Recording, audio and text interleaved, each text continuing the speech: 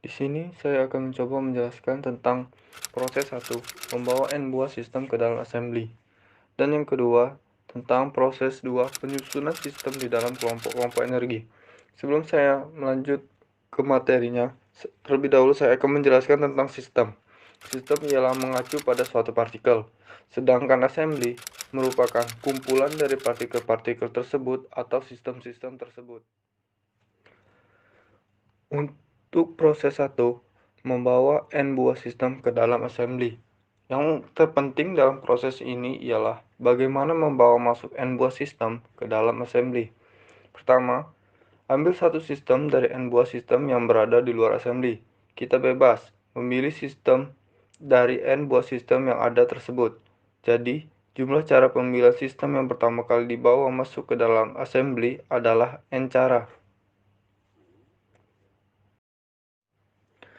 Setelah sistem pertama dimasukkan ke dalam assembly, maka tersisa N-1 sistem dalam daftar di luar. Pada saat membawa masuk sistem kedua ke dalam assembly, kita dapat memilih salah satu dari N-1 buah sistem dalam daftar.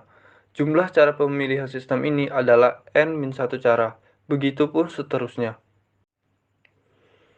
Tidak ada pilihan-pilihan yang mungkin, sehingga jumlah cara memasukkan sistem ke N ke dalam assembly adalah hanya satu cara. Jadi, jumlah total cara membawa masuk N buah sistem ke dalam assembly adalah seperti ini. Pada penyusunan sistem di dalam kelompok-kelompok energi, ambil partikel pertama. Kita dapat menempatkan partikel ini entah di keadaan ke-1, kedua, hingga keadaan ke G1. Jadi jumlah cara menempatkan partikel pertama pada kelompok 1 yang memiliki G1 keadaan adalah G1 cara. Setelah partikel pertama ditempatkan, kita ambil partikel kedua. Partikel ini pun sama halnya seperti partikel pertama, bisa ditempatkan di keadaan ke-1, kedua, dan seterusnya hingga keadaan ke G1.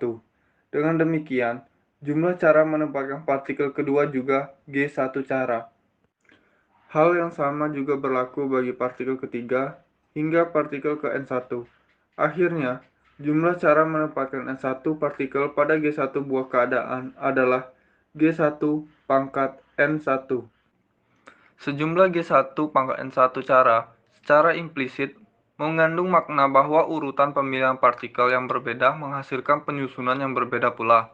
Padahal tidak, asalkan jumlah partikel pada tiap bangku tetap jumlahnya.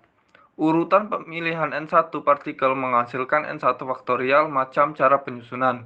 Dengan demikian, jumlah real cara penyusunan N1 partikel pada G1 buah keadaan seharusnya adalah G1 pangkat N1 per N1 faktorial. Penjelasan yang sama juga berlaku bagi N2 buah partikel yang disusun pada G2 keadaan, yang mana G2 pangkat N2 per N2 faktorial. Dan secara umum, jumlah cara menempatkan Ns partikel di dalam kelompok energi yang mengandung Gs keadaan adalah Gs pangkat Ns per Ns faktorial. Jadi, jumlah cara mendistribusikan secara bersama-sama, baik itu pada N1, N2, N3, dan seterusnya, pada kelompok dengan G1, G2, G3, dan seterusnya keadaan, ialah dengan menggunakan notasi pi seperti ini. Dengan demikian, jumlah total cara menempatkan N buah sistem ke dalam konfigurasi ialah dengan menggunakan perkalian jumlah kemungkinan membawa N buah sistem ke dalam assembly dengan jumlah penyusunan sistem pada kelompok energi pada notasi pi tadi. Kita tinjau assembly yang terisolasi dari lingkungan. Tidak ada pertukaran partikel maupun energi assembly dari lingkungan.